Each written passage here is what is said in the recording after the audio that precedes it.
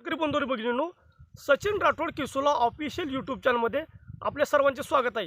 शेतकरी बंधू भगिनींनो, आजच्या व्हिडिओमध्ये आपण धाराशिव जिल्ह्यातील पीक विमा खरीप 2020 व खरीप 2025 ह्या पीक विम्याविषयी शेतकरी बांधवांमध्ये कमालीचा प्रचंड असंतोष आहे। कारण की शेतकरी बांधवांनो, धाराशिव जिल्ह्यातील शेतकरी बांधवांच्या वाट्याला कायम निराशा आलेली आहे। आता धाराशिव जिल्ह्यातील शेतकरी बांधवांना आपले न्याय हक्काचे पैसे मिळवण्यासाठी जिल्हाधिकारी कार्यालयासमोर आंदोलन करावं लागत आहे। आंदोलनकर्ते सामाजिक कार्यकर्ते अनिल जगताप सर यांनी हजारो शेतकऱ्याच्या समवेत जिल्हाधिकारी कार्यालयासमोर आंदोलन करत आहेत। त्या आंदोलनामध्ये त्यांनी काय भूमिका मांडलेली आहे आपण आजच्या व्हिडिओमध्ये पाहणार आहोत। धाराशिवमध्ये शेतकऱ्याचा प्रलंबित असलेला विमा देण्यासाठी शेतकऱ्याचं जिल्हाधिकारी कार्यालयासमोर आंदोलन सुरू आहे। आपल्याबरोबर शेतकरी आहेत। काय मागणी आहे तुमची नेमकी आणि कधीचा विमा आहे काय माहिती आहे? तर मी उमरगा तालुक्यातून कलदी निंबाळ्यातून शेतकरी आलेले आहेत आम्ही। तर 2020 पासून ते 2025 पर्यंत पीक विमा आमचा अडकलेला आहे। सुरुवातीला 2020 मध्ये बजाज अलायन्स कंपनीने पीक विमा भरून घेतला होता। त्यावेळेस 72 तासाच्या तक्रार दाखल करायची होती, पण त्यावेळेस काय केले, मोठा पाऊस झाला होता आणि वीज खंडित झाली होती, त्यामुळे तक्रार कोणी शेतकऱ्यांनी करू शकले नाही। मग त्यावेळेस उच्च न्यायालयाने बजाज अलायन्स कंपनीच्या विरोधात निकाल दिला, शेतकऱ्याच्या बाजूने निकाल दिला की 226 कोटी रुपये तुम्ही वाटप करा। वाटप करा म्हटल्यानंतर आपले सन्माननीय शेतकरी नेते अनिलदादा जगताप साहेब यांच्या नेतृत्वाखाली आम्ही आंदोलन केलो। आंदोलन केल्यानंतर सर्वोच्च न्यायालयामध्ये विमा कंपनीनं धाव घेतली। सर्वोच्च न्यायालयामध्ये उद्या 6 तारखेला त्याची सुनावणी आहे। राहिला विषय 2025चा। तर 25चा पीक विमा जर हेक्टरी आम्ही 1160 रुपये भरून जरा विमा मिळत नसेल, तर शेजारी नांदेड जिल्ह्यामध्ये 35,000 रुपये हेक्टरी पीक विमा मिळत असेल, तर मग धाराशिव जिल्ह्याच्या शेतकऱ्यावर का अन्याय होत आहे? आज साहेब तसं बघायला गेलं तर खरीपाच्या पेरण्या आता जवळ आलेल्या आहेत। आज शेतकरी हवाल दिला आहे। आज सावकाराच्या दारात शेतकऱ्याला उभा राहावं लागत आहे। मग शेतकऱ्यावरती एवढा अन्याय का? तर पीक विमा कंपनी तातडीने शेतकऱ्याला विमा द्यायला पाहिजे। जर 13 मे पर्यंत जर शेतकऱ्याला 2025चा पीक विमा नाही मिळाला, तर 14 मे रोजी नारंगवाडी येथे उमरगा तालुक्यातील नारंगवाडी येथे रस्ता रोको आंदोलन करून आम्ही पीक विमा कंपनीला विमा घेतल्याशिवाय स्वस्त बसणार नाही। सांगा नेमकी टेक्निक बाब काय आहे याच्यातली? तुम्ही म्हणताय की काही न्यायालयाचे पण आदेश आहेत, काही विमा प्रशासनाकडे आहे, काही विम्याची रक्कम जी आहे ती विमा कंपनीकडे आहे। नेमकी काय बाजू आहे? आज या ठिकाणी धाराशिव जिल्ह्यातील शेतकऱ्यांना सोबत घेऊन 2020 आणि 25 मधील थकीत पीक विमा नुकसान भरपाईच्या संदर्भामध्ये आपण धरणे आंदोलन केलेले आहोत। जर 2020चं बघितलं तर 2020 मध्ये या जिल्ह्यासाठी बजाज अलायन्स कंपनी होती। 9,48,990 अर्जदार शेतकऱ्यांनी पीक विमा भरला होता। मात्र त्यावेळेस 72 तासात पूर्वसूचना दिल्या नाहीत, हे तांत्रिक कारण देऊन बजाज अलायन्स पीक विमा कंपनीने केवळ 56,000 शेतकऱ्यांना 79 कोटी रुपयाचं वाटप केलं गेलं होतं। त्यावर्षी शेतकरी राज्य आणि केंद्राचा हिस्सा मिळून बजाज अलायन्स पीक विमा कंपनीला 639 कोटी रुपये दिले गेले होते।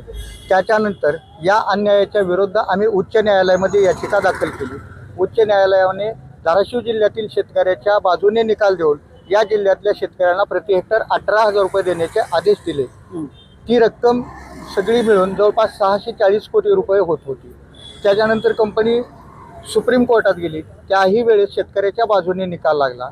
एवढं होऊन देखील आत्तापर्यंत धाराशिव जिल्ह्यातल्या शेतकऱ्याला केवळ 376 कोटी रुपयाचं वाटप केलं गेलं होतं। कंपनी पैसे देत नव्हती म्हणून त्यावेळेसचे जिल्हाधिकारी डॉक्टर सचिन ओंबाशे यांनी कंपनीच्या विरुद्ध आता किती रक्कम आहे त्यांच्याकडे आपल्या शेतकऱ्याची धाराशिव जिल्ह्यातील? 24 नोव्हेंबरला या संदर्भात पुन्हा उच्च न्यायालयाने निकाल दिला आणि 227 कोटी रुपये देण्याचे आदेश दिले होते। या घटनेला आता 6 महिन्याचा कालावधी उलटून गेलेला आहे। मात्र राज्य शासन आणि प्रशासनाच्या, खरं म्हणजे हा गंभीर आरोप आहे माझा, त्यांच्यामुळेच या धाराशिव जिल्ह्यातल्या शेतकऱ्यांना पीक विमा मिळत नाही। कारण दिरंगाई झाल्यामुळे पीक विमा कंपनी सुप्रीम कोर्टात गेली आणि सुप्रीम कोर्टानं 94 कोटी रुपयाला स्थगिती दिली। मात्र जे पीक विमा कंपनीचे राज्य शासनाकडे 134 कोटी रुपये होते, त्याला कुठेही स्थगिती दिलेली नाही। ते पैसे जिल्हा प्रशासनाकडे वर्ग करण्यासंदर्भात 11 फेब्रुवारीला राज्य शासनाचा निर्णय देखील झालेला आहे. मात्र ते पैसे अद्यापही जिल्हा प्रशासनाकडे वर्ग केले गेले नाहीत.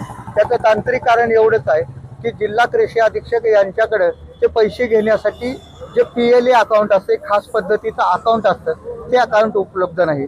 ते अकाउंट काढण्यासाठी अर्थ विभागाकडे गेल्या 6 महिन्यापासून जिल्हा प्रशासन प्रयत्न करते. मात्र अकाउंट उघडण्याची एक साधी परवानगी राज्य शासनाकडून जिल्हा प्रशासनाकडे दिली जाते. आता आपली शेवट मागणी काय आहे, म्हणजे रक्कम द्या ही तुमची मागणी आहे, पण आता पुढे तुमचा ही निर्णय काय आहे याच्यानंतर?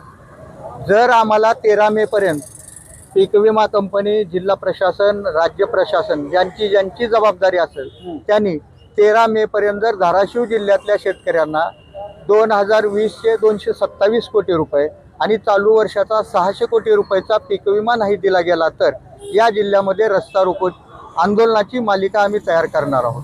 त्याची सुरुवात 14 मेला नारंगवाडी तालुका उमरगा जिल्हा धाराशिव येथे रस्ता रोको आंदोलन करून होईल आणि त्याच्यानंतर या जिल्ह्यातल्या प्रत्येक तालुक्याच्या ठिकाणी आपण रस्ता रोको आंदोलन करू आणि त्याही नंतर आम्ही आमचा आंदोलनाचा लढा अधिक तीव्र करू. मात्र कुठल्याही परिस्थितीमध्ये शेतकऱ्यांना न्याय मिळवूनच देऊ.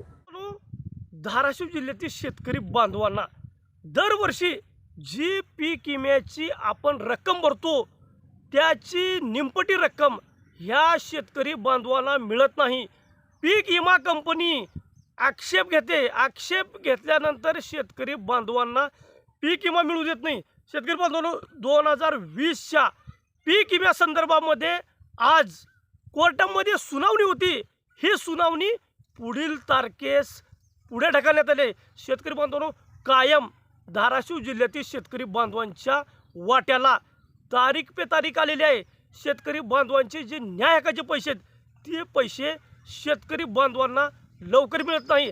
आता 2020 पासून ते आता 2026 चालू आहे. आपण पाहू शकता एवढा दिवस शेतकरी वाट बघत आहे आणि तारीख पे तारीख पुढील 2 महिन्यामध्ये कितीतरी तारखा झाल्या. शेतकरी बांधवांना 2020चा पीक विमा कधी मिळेल शेतकरी बांधव आशेने वाट पाहत आहे. कंपनीने बी शेतकऱ्याचा अंत बघू नये. शेतकरी बांधव आज कमालीचा संकटात आहे. त्या शेतकरी बांधवांना लवकरात लवकर 2020 व 2025चे पीक विम्याची रक्कम लवकरात लवकर मिळावे ही मी सरकारला आणि कंपनीला शेतकरी बांधवाच्या वतीने सांगू शकतो. आपण सचिन राठोड किसुला ऑफिशियल यूट्यूब चॅनलच्या माध्यमातून शेतकरी बांधवांमध्ये एकदम अचूक, तंतोतंत, खात्रीशीर, विश्वसनीय माहिती देण्याचा पुरेपूर प्रयत्न करत आहोत. आपण जर ह्या चॅनलवरती पहिल्यांदाच आला असेल तर आपल्या चॅनलला सबस्क्राईब करून बेल आयकॉनचं बटन दाबा, जेणेकरून आपल्याला आपल्या व्हिडिओची नोटिफिकेशन सर्वात आधी आपल्याला येईल आणि इतर गरजू व्यक्तीपर्यंत आपल्या व्हिडिओची लिंक पाठवून आपल्याला सहकार्य करा. धन्यवाद.